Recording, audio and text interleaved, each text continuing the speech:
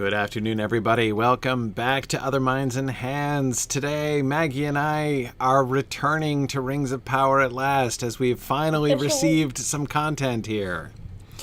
Yeah, Just a little anticipated. Yeah. Exactly. And of course, which they conveniently dropped on a Tuesday morning right after we'd done last week's show. So here we are, the last Well, we to talk decided about. that was a good thing. 'Cause we're always the last to deliver in terms of Rings and Realms, giving the deep analysis and all that. It's worth the wait, people. Worth the right? wait. That's it. Yeah. We don't do reactions and quick things. It's let's do some analysis. And in light of that, actually, so let's think about. We're going to start with the trailer. So there are the two videos to talk about. There's the trailer, and then there's the longer BTS footage, which was much meatier. Yeah. I mean, there's so much in that. Yeah, I feel like I was watching the trailer and I was like, oh, cool. And then I watched the behind the scenes stuff. I was like, oh wait, hang on. Yeah, there's a lot of stuff there. Yeah, for sure.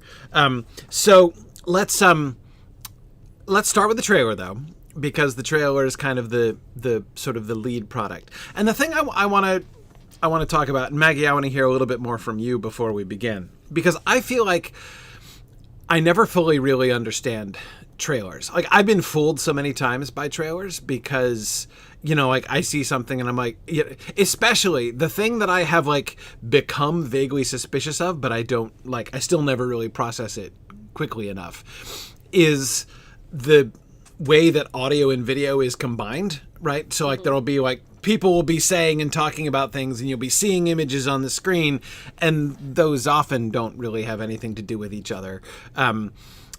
I guess, you know, in a lot of ways, I have been accustomed to watch trailers as if they're just like, like some kind of like preview of the film or some sort of shortened version of the film.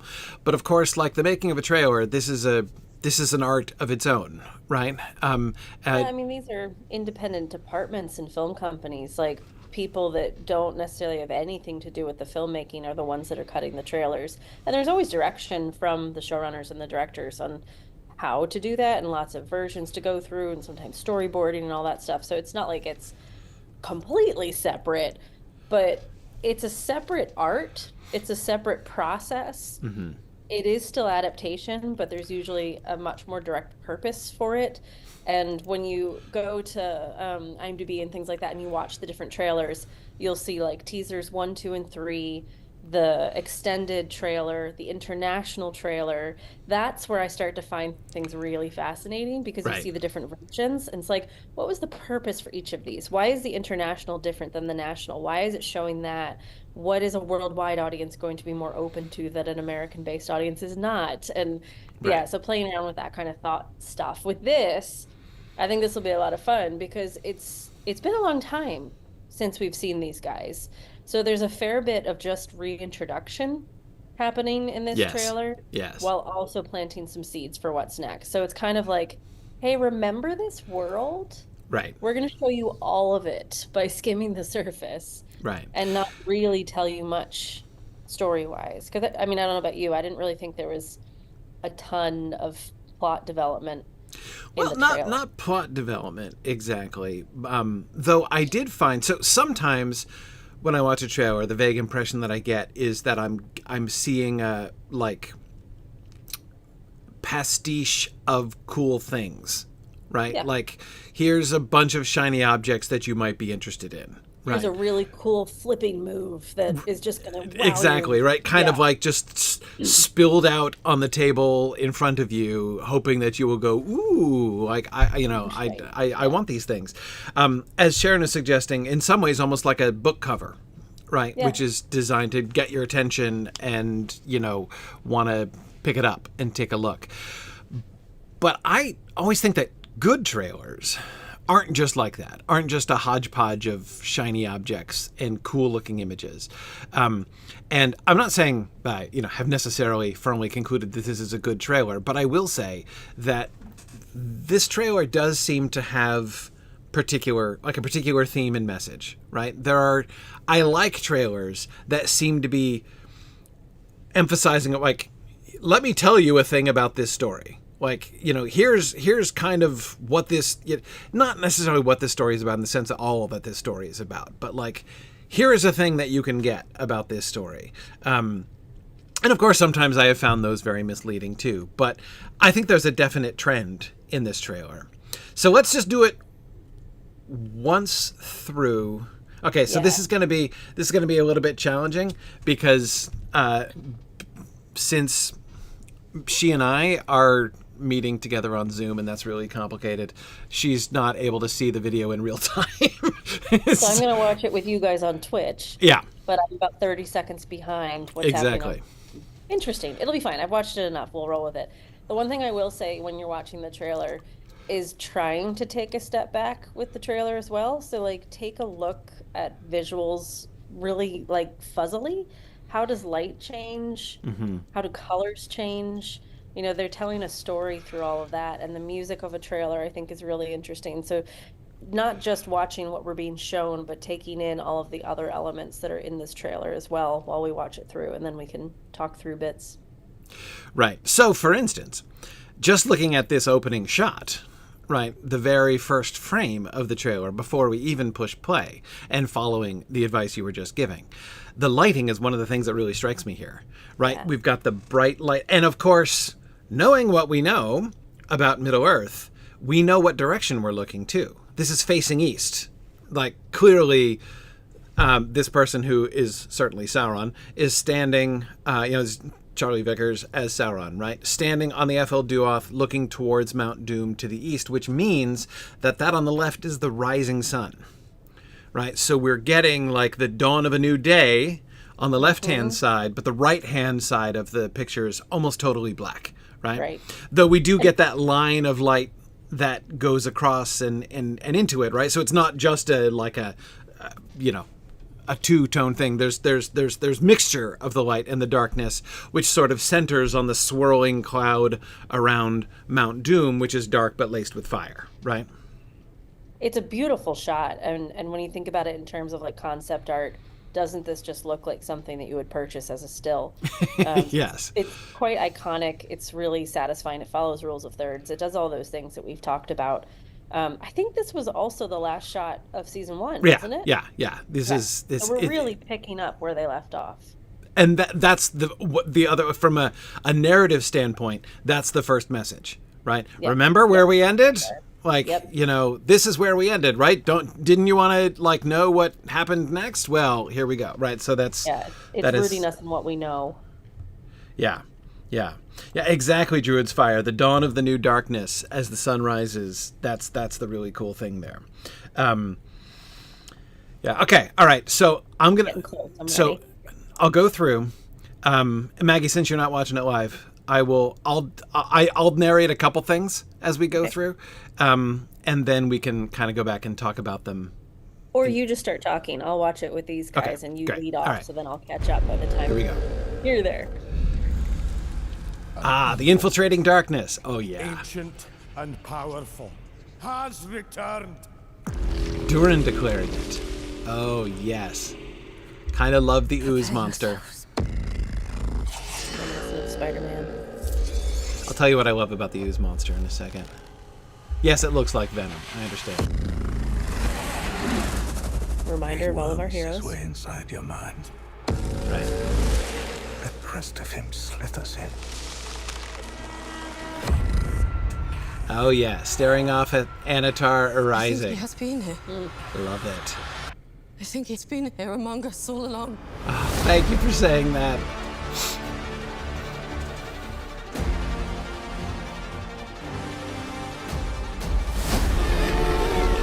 Every soul in Middle-earth is in peril. Right. Regia under attack. I love the transition from darkness will bind them to the 3 rings.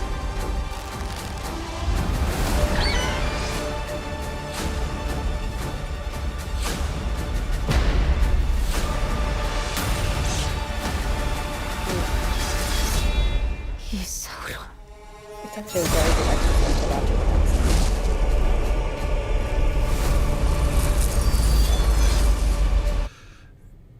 Okay, I'll look at it. Yes, logo, date, etc., etc. Okay, fine. So I love the way, thinking just for a second about what we were saying about it beginning where it ended, right? I kind of love the fact that it ends where it began. Yeah. Right? Like the very last shot of the trailer is the opening scene of episode 1, right? This is obviously the fortress in the north that Galadriel discovers in the beginning of the first episode. Yeah. So, okay. Whew. Very, very cool. So much. Very good. So much to talk about here. And there's like the really basic, like, let's cover our bases, right? So we saw pretty much everybody. Yes. We saw pretty much every world. So we get a nice little reintroduction to the lands. There's nothing that like jarred me as being crazy different or out of this world. So they're not changing anything massively. They're continuing on their path of what we are expecting. Yeah. Yeah. Yeah. So some people are asking, is this the same fortress? Is it not Barad-dûr?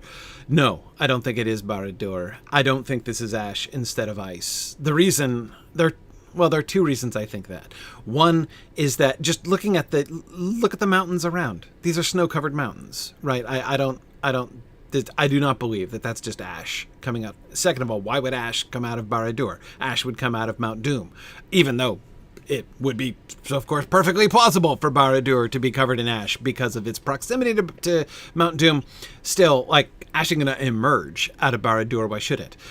But secondly, the other reason that I think this is that first fortress, apart from the fact that it looks like it, is also the fact that I've been anticipating that we were going to get a flashback all along. I've been anticipating that we were going to start. So I admit that I have a tendency to interpret it in this way anyhow, because that's what I've been expecting and quite unashamedly hoping for, is that we were going to get some flashback history of Sauron stuff to show how we got to the point of season 1, and that they would do some kind of like that they would follow up on all of the hints that they gave in this ice fortress about something that happened here by showing us what happened there and how it came to be the way it was, is kind of exactly what I expect. So I think that this shot is like that sort of origin story of the ice fortress up there.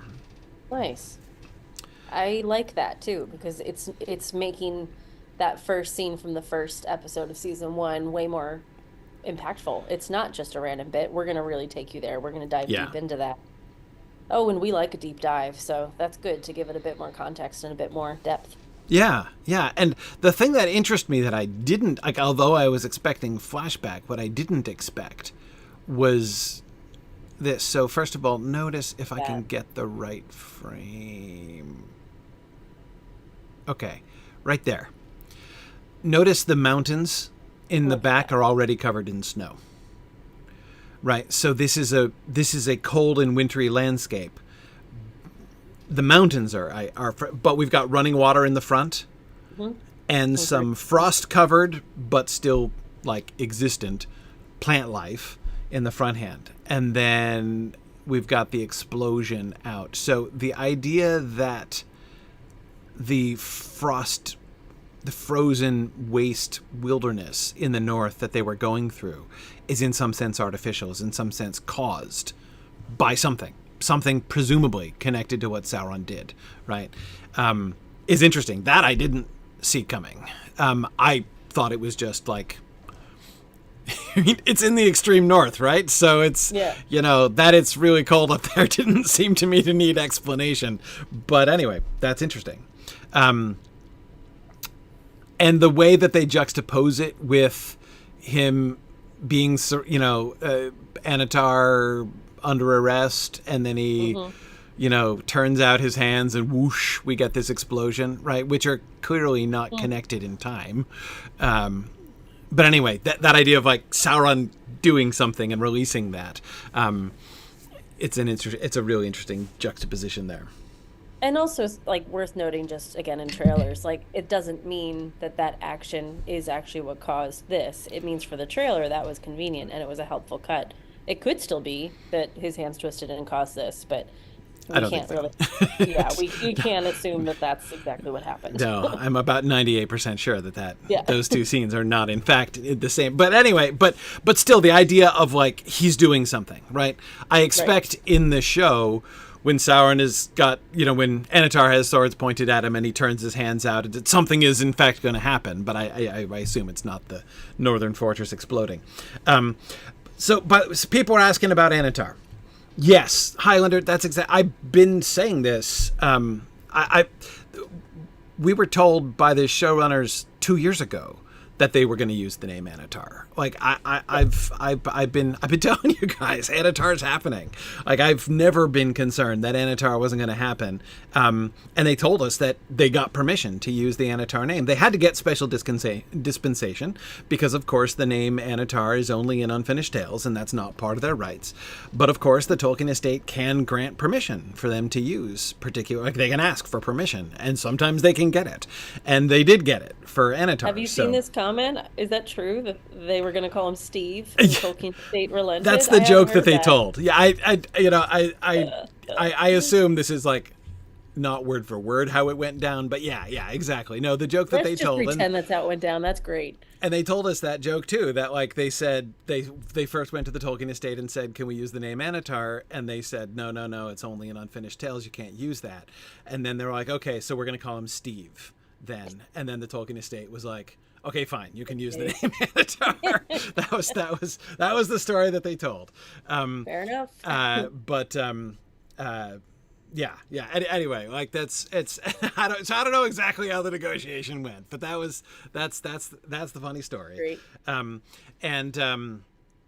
in any case, yeah, I've been expecting Anatar all along in this way, but no, like actually, like the thing that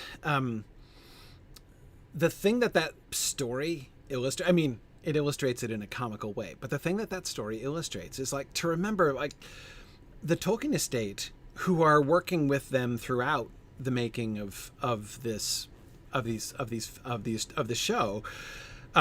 They are interested in not just in like.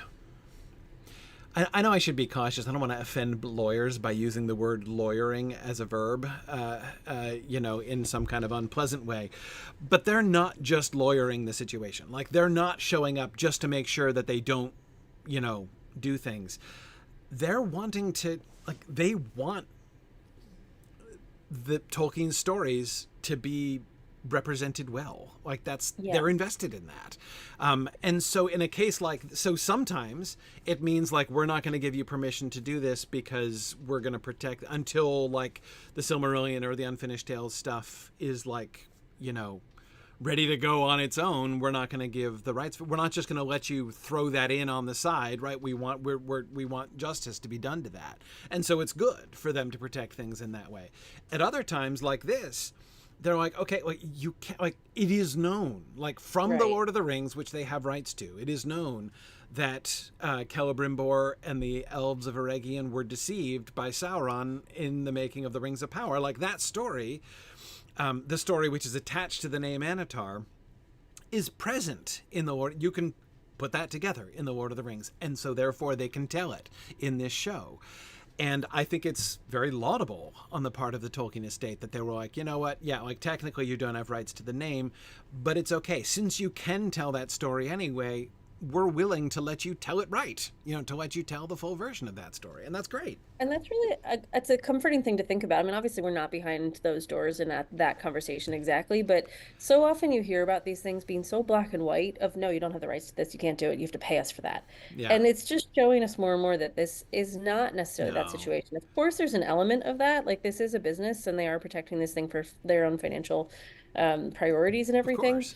But there's absolutely a care for content, and you hope there are these careful back and forth conversations with them where they do care. And I think that's kind of what we're trying to say, that we see a little bit of, that there are these moments where there's a rational thought behind the conversations and not just a black and white. It's but what if, and you can, get to that point. So yeah, they're not pushing boundaries either, which is probably helpful. They're staying within their lane, but they're asking if they can use a name instead of Steve. Like Right. that's rational. That is, yeah, that's okay. So like, yeah, it's just nice to see those processes played out. Absolutely. Okay, so let's go back, not quite frame by frame, but let's go kind of bit by bit. Let's do a little brief survey of the trailer, and look at the overall shape of this thing. Right. Okay. So we've got that final scene. Charlie Vickers looking handsome, surveying Mount Doom. Right. But before we get the close-up shot of, Hang on, I just thought of something. yeah, 99% sure the final shot in end of season 1 was Charlie Vickers facing us and walking towards us. there was an angle of it, but it did turn and give us Mount Doom. I remember the shot of It Mount definitely Doom. showed us Mount Doom, but I Yeah. feel like he was walking towards us, and now he's walking towards Mount Doom. I feel like that might be significant. I'm gonna have to rewatch the Yeah, scene. we'll see if we get something like that. Yeah, I think there is that directional change. Okay, so now the next thing we get is the Prime Video logo being eaten up by this dark corruption. This is one of my favorite things. And this, by the way, is why I really enjoy the black ooze that looks like Venom the symbiote, right? Yeah. And the reason that I love that, okay, so we got like Charlie Vickers looking soulful and tearful, in fact, right? This is a really interesting shot that we get of, like, you know, Sauron's suffering, Durin being angry and declaring that evil is here. Okay, here's the symbiote shot. Now, here's what I love about this. The reason I love this is that one of the things that I was really noting last season was what seemed to me the obvious visual connection between the darkness that spread up the two trees in Valinor, right? When we were getting the Valinor flashback and the darkening of Valinor, Morgoth's shadow in the sky, and the evil infecting the tree, right? The veins of blackness that were running up the tree, and then, of course, the veins of blackness that were running up the tree in Linden and with the leaf and everything else, right? The connection between those two things seemed to me really obvious in the in season 1, that we were supposed to be connecting those two things, the infection of the two trees by this like writhing and insidious sort of like Personification of it. Yeah. yeah and this is like a living writhing mass of exactly those same black tentacles that we saw. The visual connection that I see between those two things, and here, like, this is like, here is the distilled source of all of that, right? Yeah. Like, this is a mass of writhing black corruption just waiting for a tree in Linden to attach itself to, right? Well, and the way that it seems to have autonomy is what surprised me. Like, I thought it was some sort of infection, Right. maybe a spell, something along those lines. Yes. This is like a creeping monster. Yes. This has a purpose. It looks like it has actual arms coming out to get you. Yes. Yeah. No, that really raises the threat on how they chose to show the movement. Yeah, especially that right arm. I agree. Yeah. Like the arm on its right, our left, as it's crawling up, does give it a sense of anthropomorphism, right? Yeah. It's not just a writhing mass. Yeah, I agree. So so I'm not 100% sure exactly what to do with the connection. That it looks exactly like the writhing black, infestation on the tree in Linden and on the trees of Valinor seems to me visually clear. You're right. What this is conveying is that thing itself has a sort of agency, right? This corruption is a personal force, not just a spell or something, as you say, not just a consequence. I don't know. Yeah. I always, okay, no. I was going to say, I always hate to project too far from shots in a teaser trailer like this, because you can never really know exactly what you're seeing or the context. But it's not quite true. I have speculated many times in the past about images from a trailer, but I'm going to be cautious now. Okay. In the scene with Galadriel and Elrond and the other elves, whoever they are, the really interesting thing are the folks in the background there, right? That is, we can see these thin creatures with billowing, raggedy clothes and glowing blue eyes, which certainly look like they're undead things. And I didn't notice them, by the way, until like the 5th time I had watched this trailer, because I mean, I'm like focused. The first time I watched it, I saw nothing but Galadriel, right? I was like, my eyes were focused on her, and then, going across to Elrond here and the other elves. But yeah, they are being surrounded by these other creatures. Lots of people have been speculating that these are Barrow-wights. That seems to me a perfectly reasonable speculation on a couple different reasons. One, do they look like undead creatures? Yes, they look like undead creatures. There are not so very many candidates for undead creatures in Middle-earth. Anyway, yeah. So we don't have any context on that, right? So it's hard to judge that, but that does seem to me a sensible kind of conclusion. But I think that's a sensible conclusion, and I think it doesn't really matter what the threat is at this point. Right. The shot is showing us the characters to remind us who they are. We've got that classic Avengers camera angle where they circling around the group, as they're circling, they're pulling out their weapons.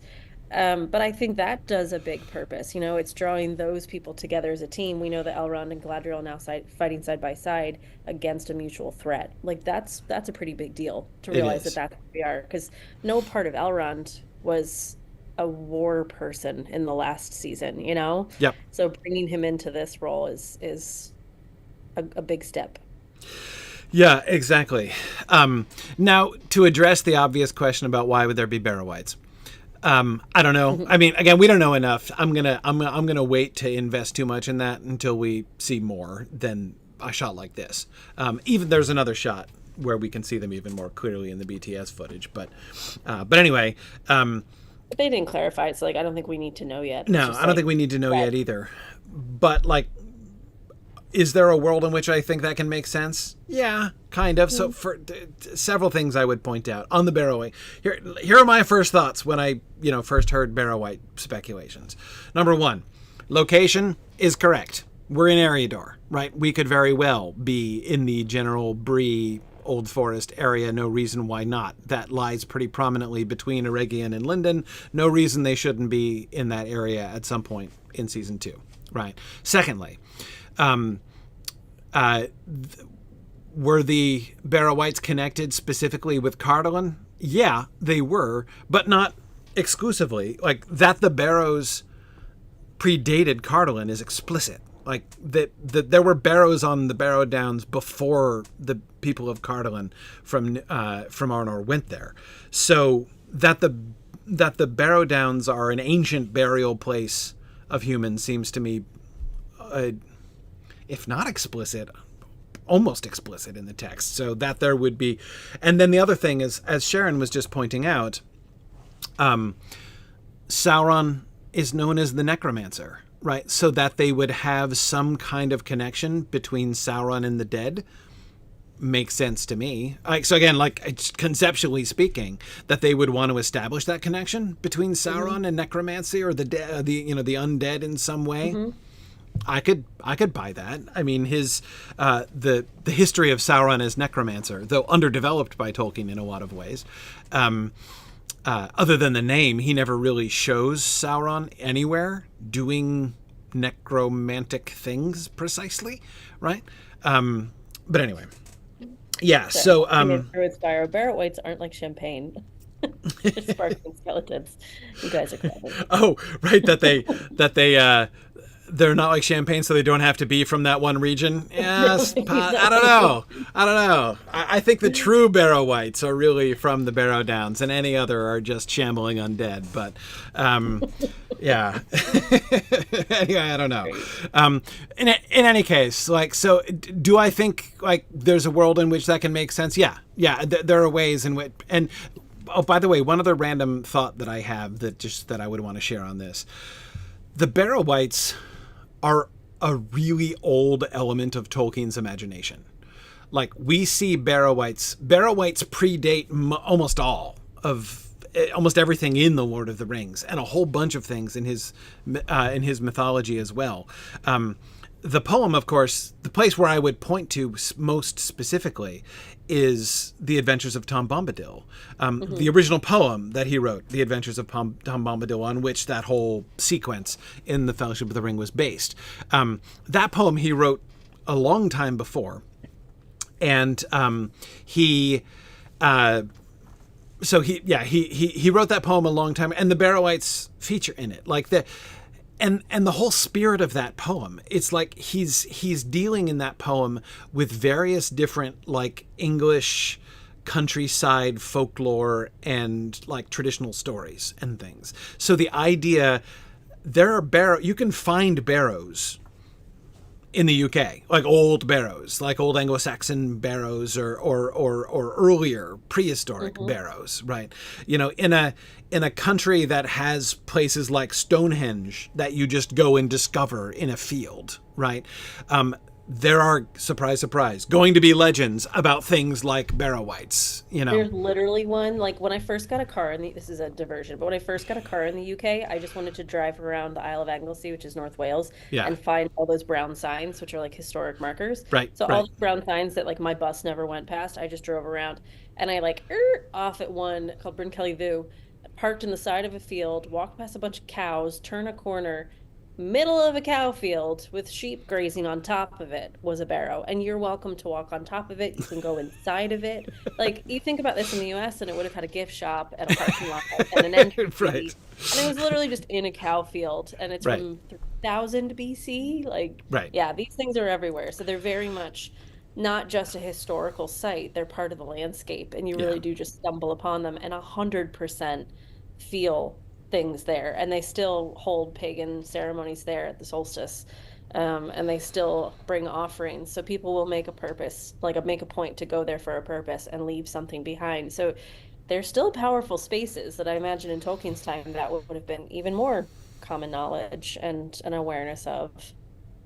Yeah, exactly. Well, and they're part of the physical landscape and part of the cultural landscape. Like many traditional like ghost stories and things like that involve, you know, skeletal dudes emerging out of barrows, because that's really scary. And anyway, and that's exactly the kind of thing that he's picking up on in The Adventures of Tom Bombadil story, right? So the appearance of the barrows in the story of the Fellowship of the Ring is merely a much later manifestation of this idea that Tolkien had and been working with for a really long time. So, and then of course the particular retconning of the Barrow Whites of the Barrow Downs and their connection to ancient Cardolan and the Witch King and stuff like that came later still, right after he'd finished writing the book. So, so anyway, I don't know if they're Barrow Whites, but if they are Barrow Whites, that'll be interesting. This shot, I think I understand least. Those are moths, right? Those are definitely moths flapping. I don't understand this at all. Well, my thought, this is based off what Matt was talking about on Nerd of the Rings, that these are the trio from the last one that disappeared and turned into moths, because it is quite ritualistic with the slices on their hands. Oh, very likely, yeah. The gauntlets and stuff. So the Death Moth ladies, yeah. Yeah, the Death Moth ladies, that they didn't actually disappear. They're still around somewhere, because it's a swarm of moths. Yeah. I assume they are death moths. Yeah, and the blood is coming from a cut across the palm, which looks like perhaps a ritual self bloodletting, right? Yeah. In order to enact and a the position ritual. of the hands just looks like a conjuring, and That makes good sense. So maybe we're getting a glimpse here of some of the like cultic rituals out in the East, right? That the stranger. I don't really feel like that storyline was resolved last season. No, not at all. Yeah, we're really just opening that up, so it makes sense that they're still around too. Not at all. Yeah. So I mean, if that's going to be, sorry, not that. If this is going to be in the East somewhere, I am still fully expecting, as we saw last time, that the stranger, who is obviously, as I have been saying, one of the Blue Wizards, is going to go, don't tell me that he's Gandalf, because I don't want to hear it. I'm not interested. Because we're not discussing. Let me live there still. I'm going to live there until I'm forced not to. He's still one of the Blue Wizards. I still love the idea, as I was saying at the end of last season, that the stranger is going to turn. There were 2 Blue Wizards who went into the East, right? And of course, there were 2 stories that Tolkien told about the Blue Wizards. One was that they became evil and became the founder of magical cults in the East. And were supporting Sauron. And the other, which is a story he never told, it's just in the names that he gave them, in a snippet that's quoted in the Peoples of Middle-earth, implies that they remain faithful, and in fact went on to do good out in the East. So I still love the idea that the stranger and whoever is the boss of the Death Moth ladies, right, that there is another wizard who is the boss of the Death Moth Lady, who's the other Blue Wizard. So one Blue Wizard has already gone bad and formed the magical cults that we would expect him to form because he's an evil Blue Wizard, right? And that the stranger is going to be the other one who is going to go out in the East and he's going to work against him. That's the storyline I've been hoping for since the end of last season. And I still think that is a likely one. Nameless Arcanum asks me, have I considered that Gandalf has a blue hat? Yeah, I will comfort myself with that, Nameless Arcanum, should it turn out that the stranger is in fact Gandalf. One revelation at a time, everybody. Well, yeah, I will continue to say, as I've been saying, that I will not consider the whole thing ruined if he is Gandalf, because he still seems to be going into the East and doing the Blue Wizard thing. As long as he does the Blue Wizard thing, I don't care if he's Gandalf the Blue. But at the same time, I'm still hoping that he's not Gandalf.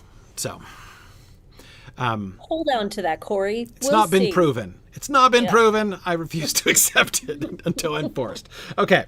I love that we were going to talk about both clips. It's pretty obvious we're not going to make it to behind the scenes, isn't it? Oops. Yeah, that's okay. I'm sure it'll be really efficient from here. Okay. So this is where like the voiceover is talking about like Sauron's presence worming his way, into your mind. Right. And this is... What we have here are like root tendrils growing out of a tree, except that's clearly Celebrimbor. Yeah, you can see that's Celebrimbor. Charles Edwards right there, right? So they're growing towards Celebrimbor? I didn't even notice that. Yeah, so at first, when I first saw this, I was like, okay, well, not when I first saw it. When I saw it for like the 5th time, I was like, okay, those are roots, so probably the whole insidious growth of Sauron thing that they're saying and the visual that we're seeing are totally separate, right? And that the roots are something tree-ish or entish or something. We did see ants briefly last season, right? So like, but that's definitely Celebrimbor.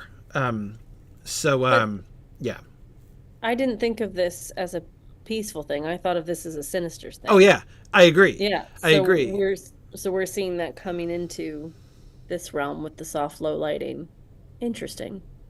It's just a neat way to show it, I guess. It is. This presumably is Anatar standing here on the right.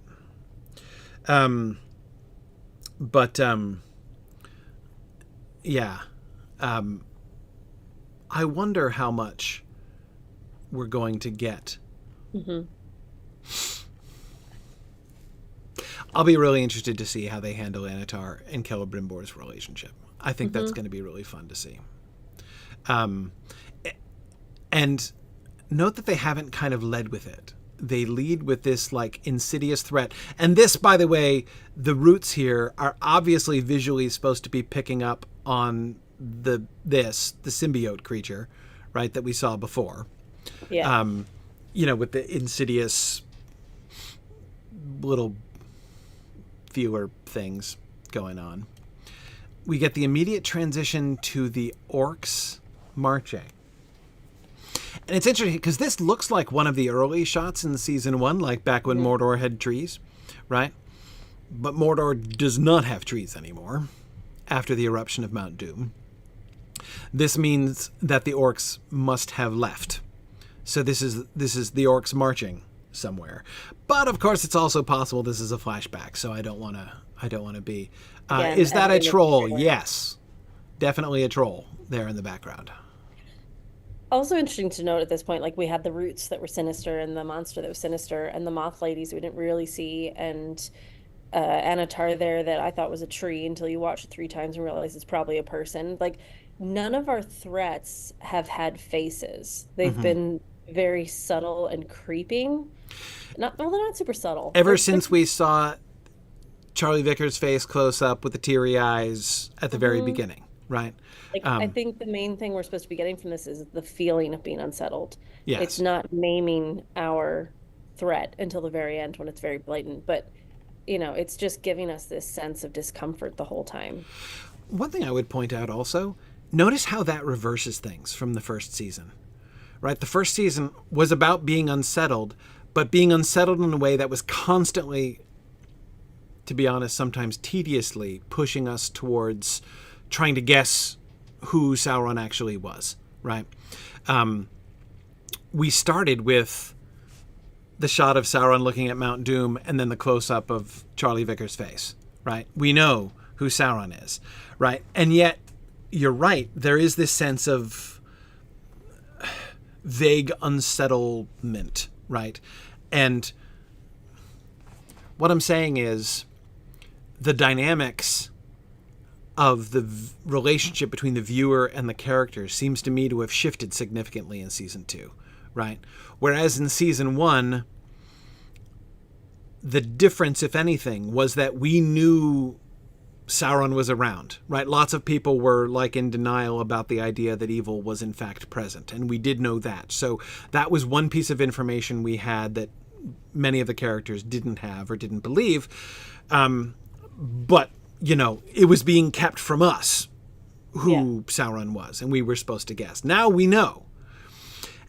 But it seems to me like from the beginning, season 2 is going to be playing more on the dramatic irony of how much more we know than anything about making us guess, which would be delightful. I mean, again, that seems to be the kind of the trajectory of things. We're not guessing.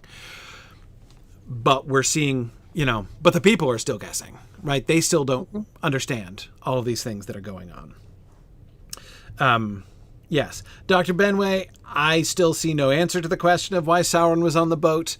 I have a vague hope that the flashback that they do, which I still think they're going to do, and again, some of the stuff in the trailer supports that interpretation, that thing I've been hoping for and talking about since the end of season 1, that they're going to do flashback. I have a vague hope that flashback material will help us to answer the question of why Sauron was on a boat. But you know what? If they never answer that question, I'm prepared to let it go. I'm just prepared to let it go. I'd almost rather have no answer than a bad answer. So, I think that's fair. I feel like there's a few lingering questions from season 1 that people are, or not even questions, but like elements that people have hyper focused on that I feel like the showrunners might be being like, we didn't mean for that to be an issue, Right. So, and I get it, and if it is, that's, that's their problem, right? But, yeah. Yeah, I don't know. Yes. Okay, I am hoping that we get an answer for why he was on the boat. But, yeah. Yeah, I hope there's still some flashbacks to Halbrand because, as you probably remember from Rings and Realms, we loved that story. That was really interesting, and I want to see more of how that played out and what that role was like in developing Anatar. So I feel like that's going to be an interesting story device to build the character of Anatar, Yes. having more of that contrast back to Halbrand. So maybe we'll see more of that, of how that happened. But I think that would be a way that they would probably use that to their advantage. Yeah. Yeah. Yeah. In an ideal world, it's going to come around and make brilliant sense. And it's going to be like all gorgeously tied together. That's the ideal world, right? One can dream. We'll see. We'll see. I'm prepared to let it go. Queen of optimism. We're ready. Yeah, exactly. Okay, so we get Celebrimbor staring into the fire. I like so this behind him kind of looks like his forge, doesn't it? Kind of look like his forge. Mm-hmm. And then he's staring into the like much brighter fire and smoke, right? And I kind of like that idea that he's in the workshop where the two of them were working side by side when he reveals himself like that. Right. And here is the figure emerging out of the flames, out of the flaming furnace. Very biblical, very Book of Daniel here. But actually, I think that seems to me to be an interesting parallel, actually. Sorry, if you don't know what I'm referring to.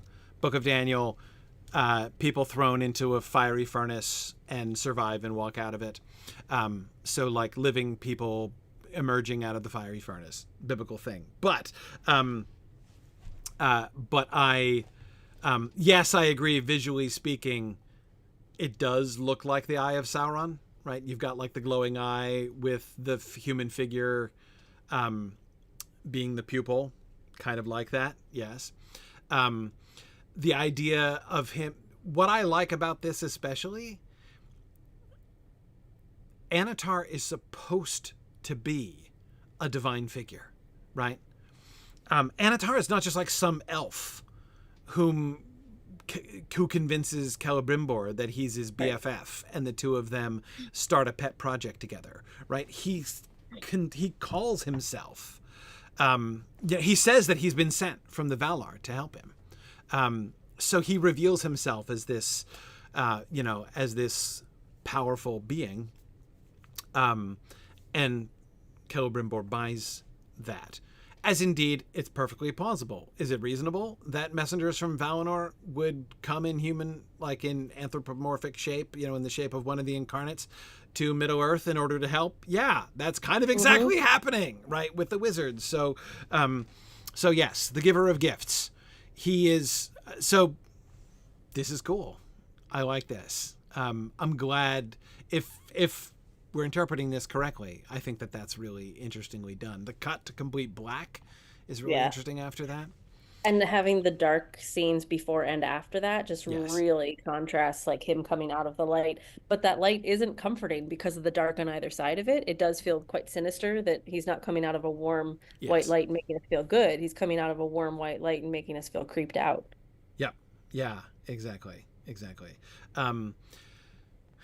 That little evil half smile by Charlie Vickers there is fantastic. And this is just such a great shot for pacing too. I mean, when you're talking about like introducing a new character, that's pretty much what we're doing with this guy. This is the hero shot moment of Anatar, where like you've got him in this mid shot right in the center of the screen with the arc behind him that's beautiful and framing him, but it's not really distracting us. Yes. All that movement, all that chaos, and him just focused and moving slowly forward. It's really powerful. So I feel like he just draws all focus in that scene. Yeah. And that's when we get our first like, oh booyah moment. That's a technical term. Oh booyah. Exactly. And the contrast, not just in his movement and his pace, but to like apparent panic of everybody around him, right? And his calmness. And Nameless Arcanum, exactly. Like he might as well be doing this or twisting a mustache, right? Yes. Like, there's just something so sinister about that smile. It's great. Yes. This is where we call the info section of a trailer. This is the info section? When you get the titles. When you start to get some actual context, like here it comes. Like you can hear the voiceover starting to give us the information. Right. Okay. Yeah. And then we get Galadriel riding with someone. Elrond, possibly? Elrond, I assume. Yeah. Okay, so they're going somewhere in a hurry. She looks upset. I saw many people trying to convince me that this was Disa. Oh. It doesn't look a thing like Disa. It has No. black hair. This person has black hair, but that's all that I've seen. That's it.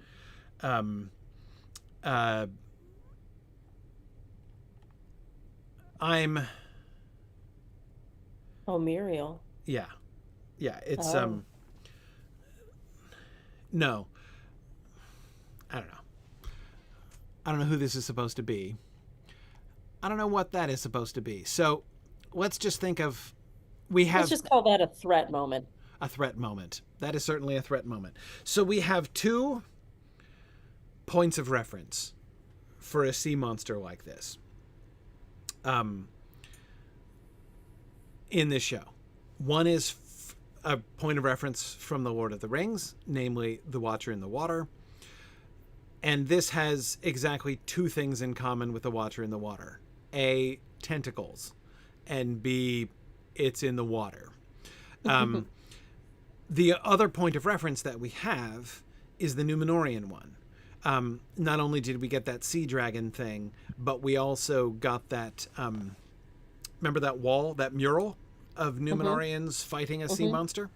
Right? So we have had 2 sea monster connections with Numenor and the seas around Numenor. So, you know, that's the other connection that I'm not saying I think that that's necessarily what this is. I'm just saying that it's, that's the, I don't want to forget about the fact that we do have some sea monster stuff within the context of season 1. Maybe it's ends up being relevant. Maybe it ends up not being relevant. If it's Numenorian, I would also remind folks that we have Palantir visions to deal with there. That is, it's not obvious that everything that we see there actually happens. So is this some kind of vision? You know, No, could be.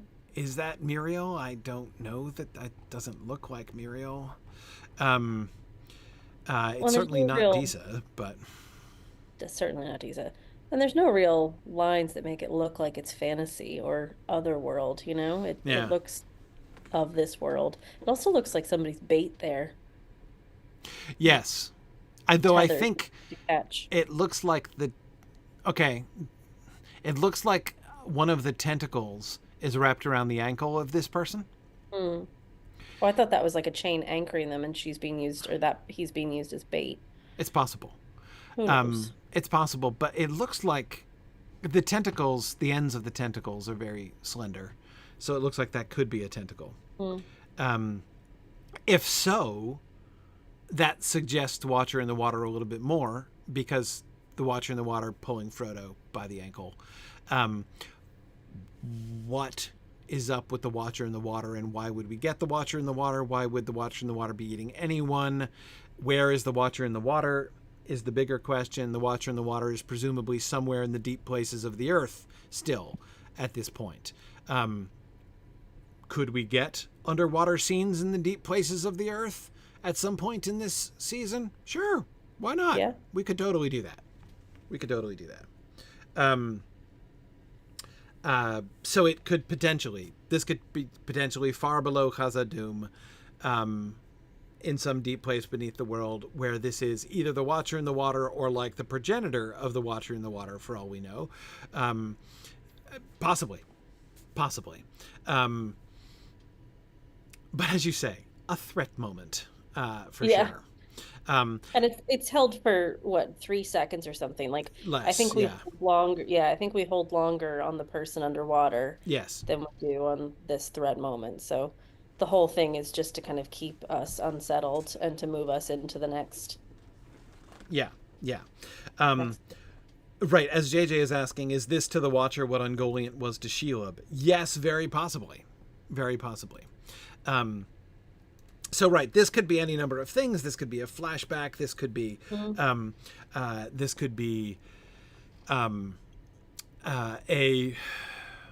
I don't. But certainly, as you said, in the context of the trailer, this represents a threat moment. This is like a symbol, right?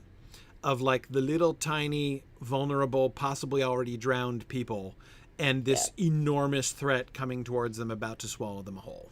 Right? Well, and we're also moving to the land that was swallowed by a wave. Like that is our next shot. So having this transition into water, and then because isn't Farazan next, and then taking us into that, maybe that's just our progression transition to water. Oh no, we've got Disa first. No, yeah, we got Disa. We got a couple dwarf shots first. Okay. But also, of course, I would point out the visual similarities between the tentacles of this creature and the roots that were writhing and the venom the creepy symbiote monster. creature. Right. So it's a threat in every location. Yes. Water, forest, caves. Yes. Water, forest, caves. Exactly. So we've got Disa turning around and looking angry and suspicious. King Durin looking up at the sun. Can't really see what's going on there. A shaft of light coming down to illuminate old King Durin. And the camera pulling, so he's far down at the bottom of the shot. Yeah. Interesting, though. Just interesting to have a dwarf looking up through the stone towards the sun outside. Well, that's what makes me think it's another threat, because he's kind of shielding, and it doesn't really look like he's covered his eyes for the light. Right. It's more of something's coming to get him, and the way the camera pulls up, making him smaller, just... Yes. Yeah, you're right. I don't know, something about that framing that just makes it look like he's under threat. Yes, I agree. So it is like something invading. The sense of it is something invading from outside. So again, as you're saying, threats all over the place. And not just threats existing there, but threats penetrating there. Right? Yeah. Yeah, in places where he should be safe, right? Like that, we shouldn't feel like he's under threat in his own home there in a mine shaft. But Right. that's kind of how that looked. Something's coming to get him, and then the next shot is something being destroyed. And that looks like in Khazad-dûm.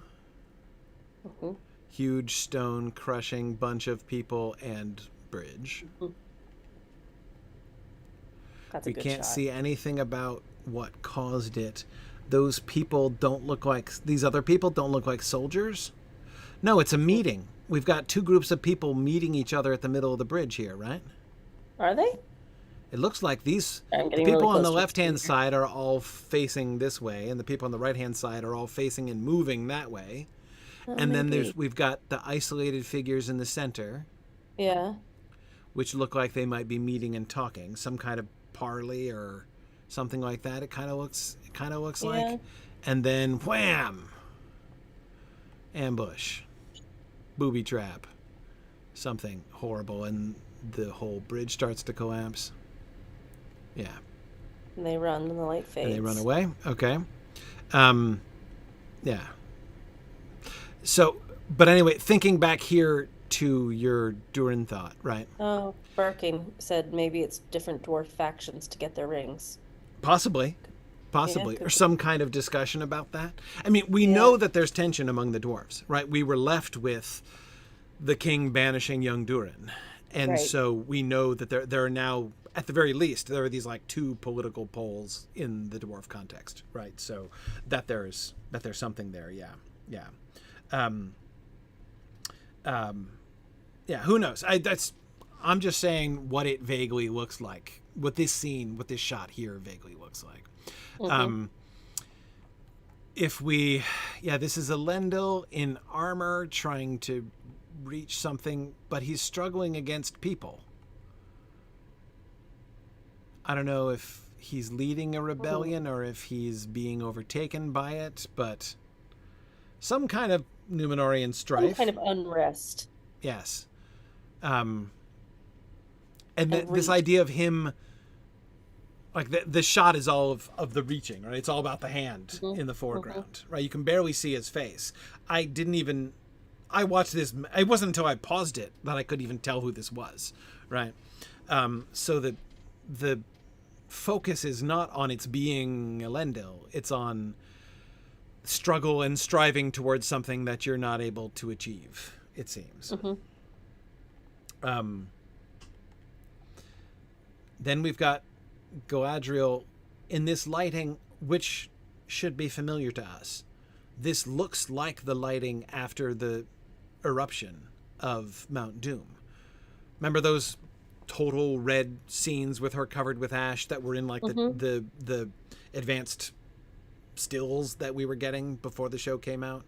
Yeah. I remember seeing one in San Diego at Comic-Con, like a big, huge billboard, of total red light Galadriel in that context. Now, she's not covered with ash here. It's not, I'm not saying it's the same scene, but it's the same kind of lighting concept, right? Yeah, it kind of harkens back to that same threat, right? Because I don't think this is like a post-volcanic fiery ashen scene. I think it's that the light matches that scene. Yes, yeah, so we exactly. have that kind of reminiscent of like danger, danger, danger. And then her screaming and dropping down. I love the movement here from Elendil surging with the crowd to her dropping down in horror to the orc licking upwards on the knife. Well, and look, in all three of those shots, our main focus is It's all in the same spot. Yes. Yeah, so like there's lots of other stuff going on, but our eye doesn't move. So it's like subconsciously getting us to focus in that one area Yes. to reveal things. Yes. So we've got our Numenorian hero caught in struggle, our elf heroine sinking down in horror, and the orc rising in pleasure. All three in the same place. Yeah. And joyfully licking a weapon. And then we get darkness will bind them. Blood trailing down his chin. Yes. Darkness will bind them. It's pretty suggestive. Pretty suggestive. This is Eregion? Probably. So? That transition is my favorite one in the whole trailer. Darkness will bind Darkness will bind them to the hands. The 3 elven rings. Yes. Love it. Love it. Let me emphasize what I love. I love the idea that this kind of shadiness is being connected with the 3 rings from the start. No, the 3 rings are never tainted by Sauron. But the 3 rings are shady from the beginning. They are a bad idea from the start. And yes, presumably that's Círdan's hand. Yes. I also love how this shot matches Peter Jackson's prologue. Yes. Because we have literally, Corey and I just filmed this for the collaboratory thing. There's this camera angle going up and twisting a little bit as these hands form a triangle. So it's exactly the same setup as what we see in Peter Jackson. I can't imagine that's an accident, and that's not a problem. No. I think that's just conveying the same thing. Like, these 3 hands together show strength, because a triangle on screen is just an absolute sign of strength. Yeah. And it looks like this should be a super powerful thing, but we know that this is corrupt. And then we get that line saying darkness will bind them, where it's like, oh, it looks strong, but and it's all warm and fuzzy, and look at the golds, but you can't trust that. It's problematic from the very beginning. Yeah, I kind of love the fact that Gil-galad has so much bling you can't even tell at once which one is the right ring. You don't even know which one it is. Kind of love that, right? He's like, yes, a new ring. Now I just need one for my thumb, right? Like that. Yeah, I love that. Presumably it's this one, that this is Vilya right here, because the others are on the middle fingers of the other 2. And so this one we know has a gem, and so presumably it's this one. Anyway, yeah. I think that's fun. Then we get the tree, and you can see the black. Then we get the withering of the tree, right? We're going from green to brown to orange, and we can see, look at the veins climbing up the tree. can I just say, this shot convinces me. I say convinces me. No, I'm already convinced, so let me not pretend. I am coming into this with my theory that I've been saying since last season, that the Anatar was already there, that the ring was already, Sauron was already present, the ring was already, or that Sauron was already polluting the tree. Everything I'm seeing in this trailer seems to me to confirm that. And here, this suggests to me that the actual onset of the corruption of the tree is going to be part of the flashback, right? That this shot of the shifting from green to orange and the running of those, the black and fiery lines up the tree and down the branches, are going to be showing the onset of the corruption. So yes, and then of course we get the dwarven ring, presumably the dwarven ring, which is beautiful, I have to say. I think chunky, it's a pretty but ring. beautiful. Yes. Yeah. Yeah. Oh yeah. It would be very inconvenient and get caught on all your clothing, but Yeah, it's a neat ring. it is. It is. I like the look on his face here too, and with the ring in the hand being so big in the center foreground of the shot, and he's just transfixed and quite mesmerized by it. I mean, he's the king. He should be our focus, but he's not. Like, the ring is very much our focus here. I think that's well done. I love shots like this where our focus is clearly on the ring, and when we look at him, he's focused. He brings us back to the ring because, like, it's like we're on the other side of the room. Exactly. Like the two of us are looking at the ring together, right? Yes. Yeah, like we're there with him. Because you glance at him and he's not looking at you, and you're like, oh, right, our focus is supposed to be elsewhere. Sure, gotcha, Durin. Right, exactly. He does not look confident. He does not look excited, right? He looks a little dubious. He looks uncertain. Or entranced. He looks a bit under a spell. Yeah. Notice his empty ring finger, his empty middle finger, which is the same finger that the elves were wearing their rings on, right? So he's ready to put it on, right? Okay. Here's our flashy tumbling scene, which I don't understand at all. They needed to catch our attention again. I mean, right. It's cool. I like these moves, but yeah, I feel like it was just to catch our attention again and bring us into this. Right. Remember, Arondir exists. This is the first. It's a minute 10 into the minute 43 second trailer, and this is the first Arondir we've gotten. We get Isildur over here. Spoiler: he survived. I know, right? Like, that's the biggest shock, as everyone is reeling from that shock. That Isildur actually did survive the end of season 1. Yeah. Right. Edith says, spoiler, the Titanic sinks. Yeah, exactly. Exactly.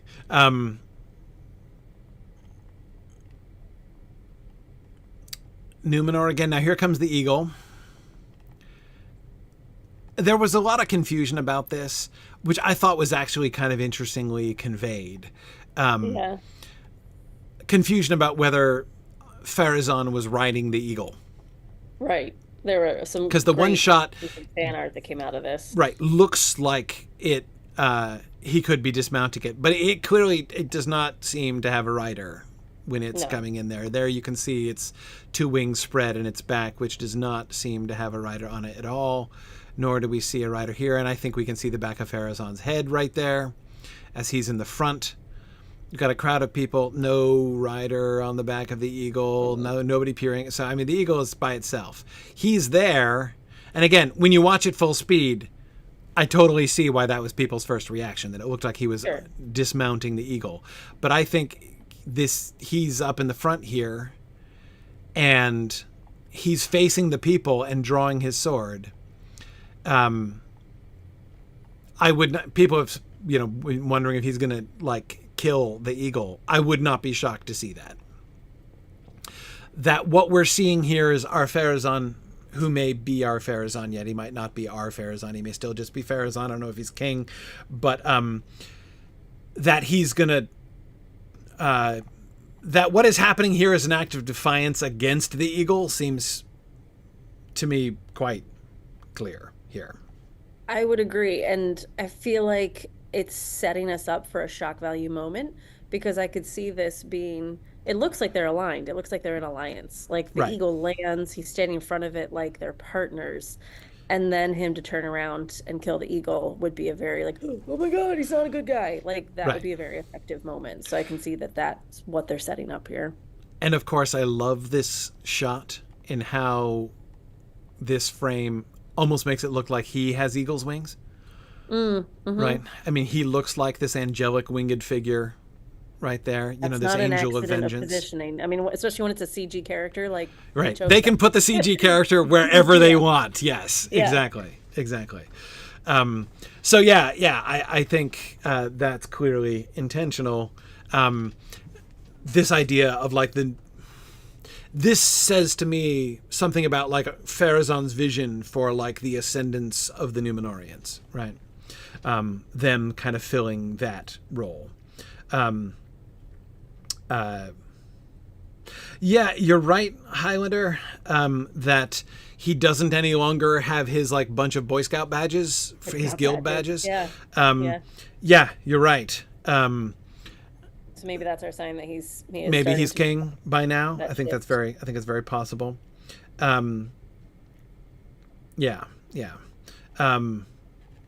Okay.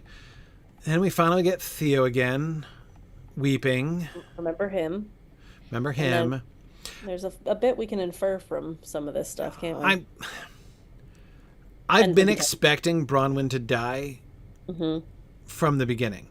I feel like Bronwyn's death was foretold in episode 1 or 2, whenever it was we first met her, in Arondir's second scene, when he and his other friend, the red shirt elf, are crossing that up towards the tower, and the other one makes the reference to like human elf relationships and how they never work out and always end tragically, right? Like from that moment I'm like, okay, so Bronwyn's going to die. The question is when. Completely. They're setting this foundation, but I didn't expect it to happen off screen yet and revealed in the trailer. Right. And it seems even more explicitly revealed in the BTS footage. Absolutely. Yeah.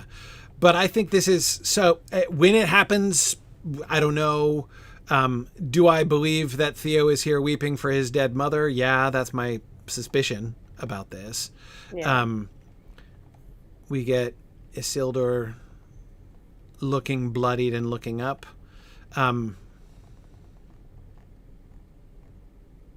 Sorry, I'm looking at motion now, as you've been teaching me to do. So notice how, so we get our Pharazôn and the eagle in the middle, right? Our eyes shift to the left to then look at Theo's face.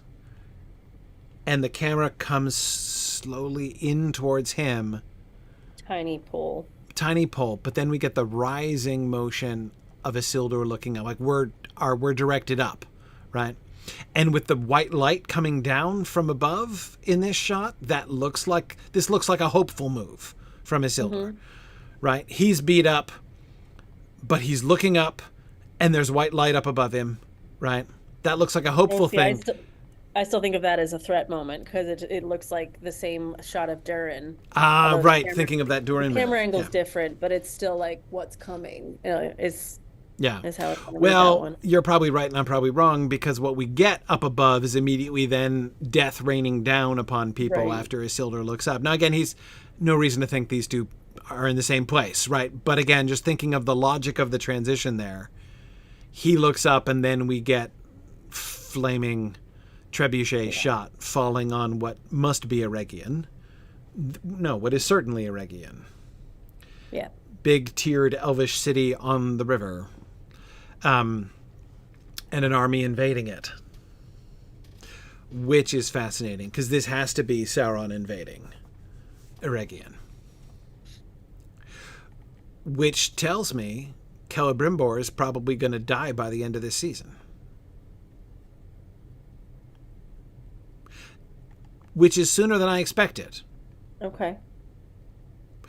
So I say that just because the overall shape of the plot, right, has seemed pretty clear. We're building up to the war in Eriador, Sauron's invasion of Eriador, which is going to destroy Eregion. This, by the way, is in the book when Rivendell is established. And then Sauron's army is defeated by the intervention of the Numenorians. I was expecting them... There are 2 times Sauron's army is defeated by an invasion of Numenorians, and I'm expecting them to elide those 2, combine them into one Numenorian invasion by Ar-Pharazôn. So Ar-Pharazôn's Numenorian army comes and invades and defeats Sauron and takes Sauron captive back to Numenor, leading to the events that lead to the fall of Numenor. That's the way the story works. That seemed really obvious that that's going to be the direction this was going to go.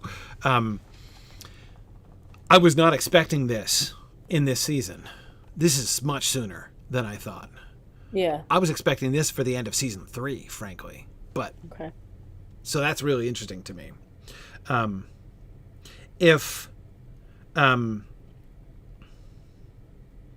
Yes, Rick Nike. I don't know how to say your name. Rick, I'll just call you Rick. I don't remember. Somebody can look it up. Maybe JJ can look it up. If Ostin Ethel appears in the text, I don't think Ostin Ethel, the name Ostin Ethel, which is the name of the city of Celebrimbor and Eregion, if that is named in the war, I'm pretty sure it's not in the Lord of the Rings. I don't remember where exactly that name occurs. I want to say Unfinished Tales, but I'm not positive about that. But yeah, they're just going to call it Eregion because that's what it's called in the Lord of the Rings. Victor, it's possible this could be a vision of the future, but that's true. It's conceivable. Like the Great Wave, maybe. It could be foretelling.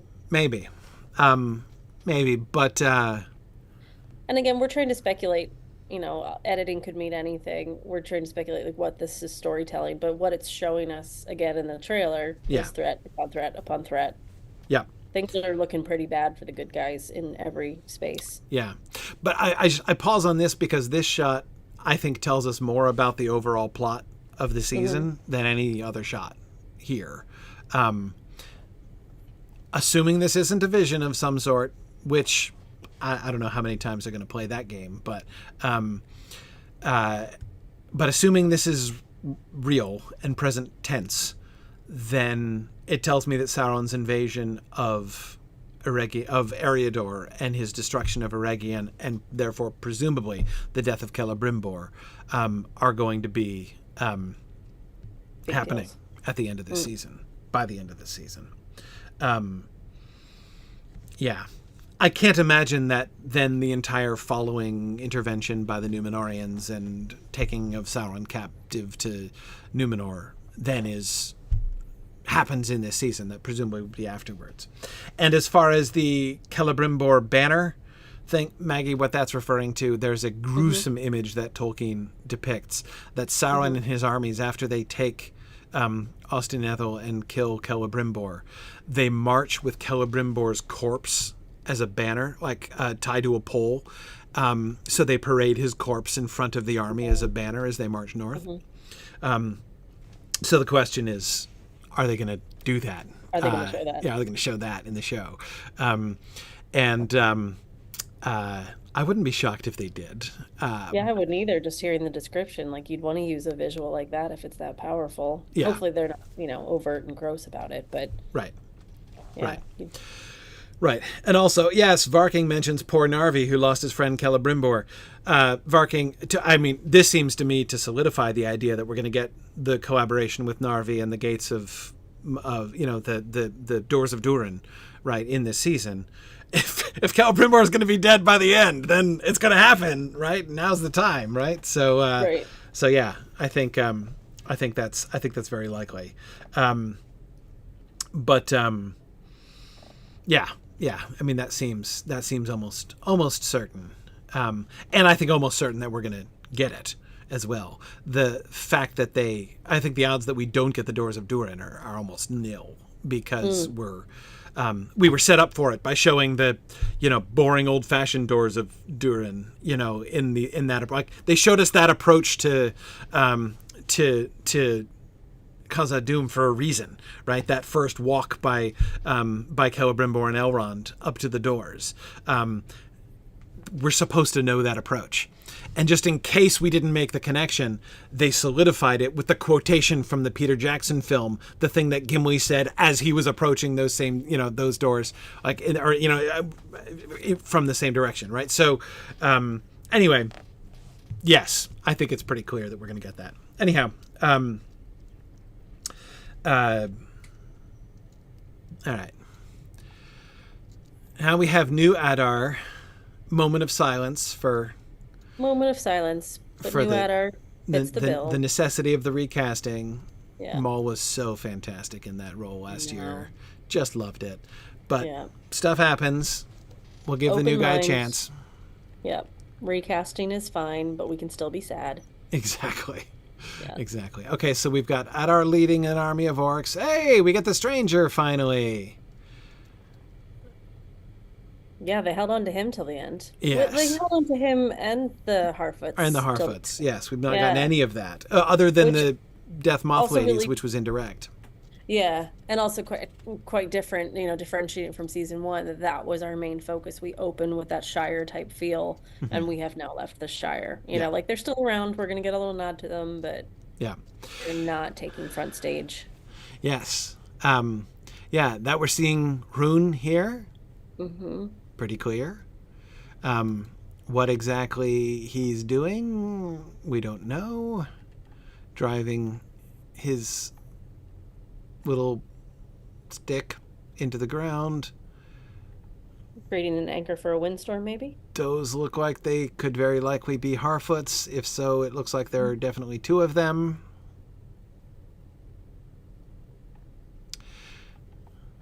Holding on to the rope. Yeah. Definitely 2 Harfoots there. Galadriel shooting flaming arrows very angrily. We don't get anything. Probably at Barrow Whites or whoever else that was that we were talking about. Orcs exploding, presumably not because of Galadriel's arrows. So we're getting like the end of trailer action montage here. We're building up. Explosions. Elrond wearing a helmet. Very wartime Elrond. Elrond in helmet, leading army. Which again looks like Numenorian army. On his right is Isildur, I think. Yeah, everybody needs a montage.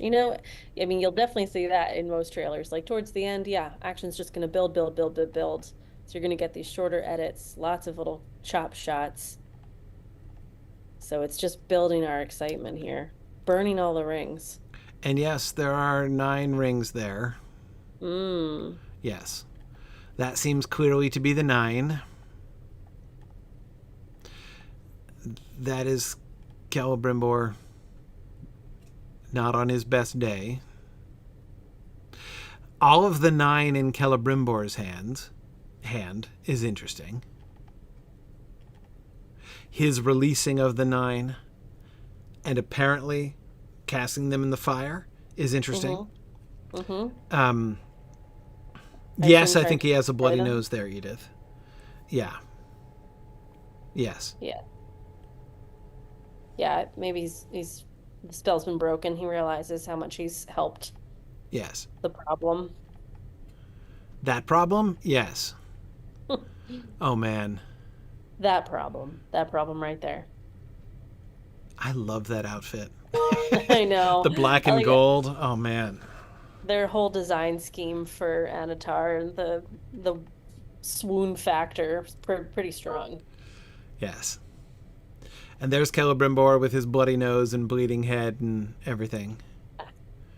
And 3 guards attempting, well, more than 3, attempting to take him captive. And now we've got the evil smile and the turning of the hands and the last scene, which we looked at first. Perfect. Hey, let's do the longer one now. I know. Well, I feel like you and I should confer. Like if there is another time in the next week or two that we could do one, I'm certainly open to that if you want to try to do the behind the scenes one, because originally we're not going to be able to meet next week. So we'll see if we can find another time. And if not, you're just going to have to wait on tenterhooks for our analysis of behind the scenes. Yeah.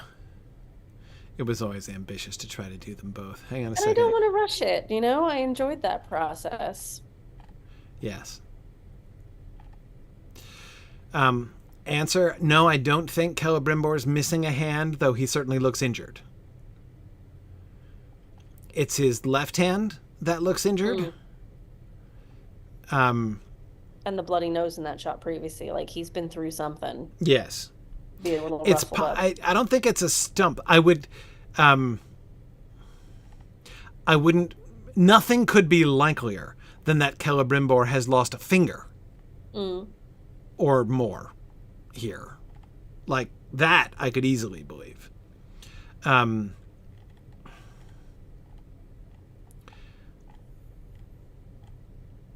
Yes. Oh, I didn't pick up on that. But you are absolutely right. Who is that? Who is saying that? Yes, Victor A was talking about that. That notice right before we shift to the hands, their swords shift towards each other. And we can see them in the background start stabbing at each other. Yeah, well, look at that guy on the left. Oh my god, I totally missed that. I did too. That's probably what the turn of the hands actually does in that shot. Yes. But editing it next to the freeze coming in. Oh, wow. As he turns his hands, they attack each other. Yes. Oh, that's good. So it's his like mind control of them. Yeah. Yeah.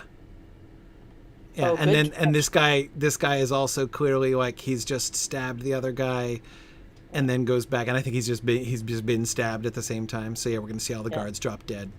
And the hand moves at the exact rate of the guy behind his hand stabbing. Yeah. Yeah, that's really good. That is really good. Yeah. That is, I don't know, that's rather delightfully subtle, actually. Yeah. This is a well-constructed trailer. I'm like approving of this trailer.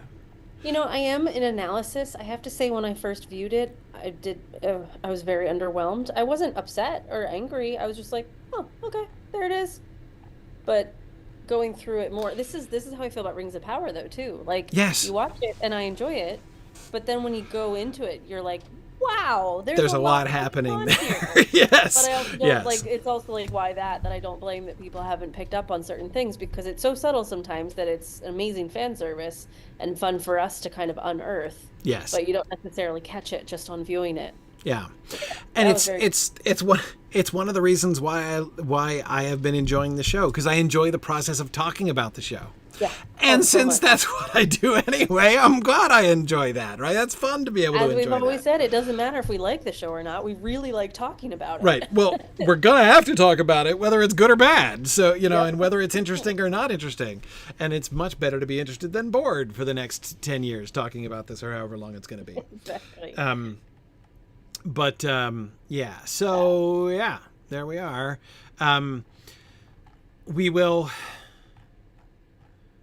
We will discuss the BTS footage soon. Got that all queued up right here, but no time to see it now. Do you want to try to find a time right now on air, or do you want to talk off air? Let's talk off air and figure it out, because I'm not 100% sure. So, yeah, so anyway, we'll get back to folks about that. We can't. I don't think much else is going to be released between now and when we talk about it. I feel like this is our dump for a while, but we'll see. The War of the Rohirrim releases a trailer. Oh, that's different. Well, yeah, I mean, like, can we also discuss all the other things that happened when this dropped? Like, it was a crazy. Everyone clearly has each other's release schedules, because this dropped, and then Warner Brothers dropped, and then Embracer dropped. Like, all these announcements happened in the same 24-hour window. Yep. Exactly. Yep. Exactly. Yep. Hey, it's all fun. So yeah. Anyway, we'll definitely come back and we'll talk about the BTS stuff. But looking at the immediate schedule, next week we're not going to be available, so there won't be any live show next Monday because neither of us will be here. But I say here as if we're in the same place. Neither of us will be where we are available. Yeah, place, exactly. And the week after that, we actually have a special guest. We have a totally unrelated but really interesting show to offer folks. We have we're going to bring in Paul Godfrey, who is the developer of the newly approved Lord of the Rings opera that is in development. So I don't know if you saw this news. This news kind of flew beneath the radar for a lot of people with all the TV show and movie news coming out. But there has officially been a guy who has already written much of an opera for the story of Beren and Luthien has been approved to do an opera of the Lord of the Rings. And anyway, I've got a little sentence about it if you want me to read it. Go ahead. Paul was given the rights to compose Tolkien operas based upon the Silmarillion in the 1970s by the estate, and consulted with Christopher and Priscilla Tolkien in adapting the texts. Rights to The Lord of the Rings and The Hobbit remained elusive, but Paul tinkered away at scores for both for decades. And so I think that's what was recently approved. There's a lot more to that, but that's just kind of the introduction of how they started working on that way. So recording work was already underway as negotiations were ongoing. And the immense adaptation of The Lord of the Rings is now over halfway recorded and will be coming out next year. So there you go. Cool. So yeah, we had the opportunity to talk about this different adaptation in a totally different genre, and we were like, oh man, let us absolutely have this conversation. So we're gonna have Paul Godfrey on next time, and we're gonna talk Tolkien opera and the entire project of adapting Tolkien for the opera, and then there'll be more stuff to talk about after that. So next week, no live show next week. 2 weeks from today, so that's June 3rd. On Monday, June 3rd, we're going to have Paul Godfrey to talk about Tolkien opera adaptation. So we might not get to behind the scenes until June 10th. Yeah, we'll see. We'll see. Maybe we can get something together before that outside of the schedule, but yeah, it might have to wait. Oh man, Jackie, Children of Hurin would make a fantastic opera. Though Beren and Luthien, I still think is a Beren and Luthien opera would be phenomenal. Oh, that would be lovely. Phenomenal. Yeah. Yeah. Cool. Yeah. Anyway. That'll be fun. Yeah. So that's what's happening in the immediate future. Really looking forward to that conversation. I know I'm going to learn a lot. I'm no more of an opera expert than most of the rest of you, as you've been expressing.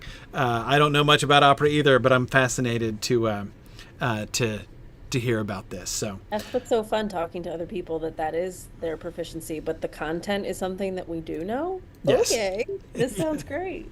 Yeah, absolutely. Awesome. All right, so that episode, so the opera episode, 2 weeks from today, June 3rd at 4:30 p.m. Eastern time. So normal time, June 3rd, is when that's going to be. All right. Thanks everybody. If we do a special one-off, just watch socials. We'll announce it there.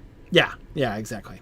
And to answer a question that folks were asking earlier on, are we going to do Rings and Realms again this season? We're totally doing Rings and Realms again this season. We're totally doing Rings and Realms. Yeah. The only question is like, exactly how awesome is Rings and Realms going to be? Right. Yeah. So we're quietly ticking away at that in the background too. But yes, there will be Rings and Realms. But we have a lot of possibilities that we're looking at, because it could be pretty epic. Yeah. There's a range of possibilities that range from merely awesome to completely epic. So yeah. Yeah, so that'll be coming back. Yeah, definitely. One way or the other, that'll be coming back. All right. Thanks, folks. More soon. And we'll see you in 2 weeks for Tolkien Opera, if not before. Thanks, everybody. Bye now.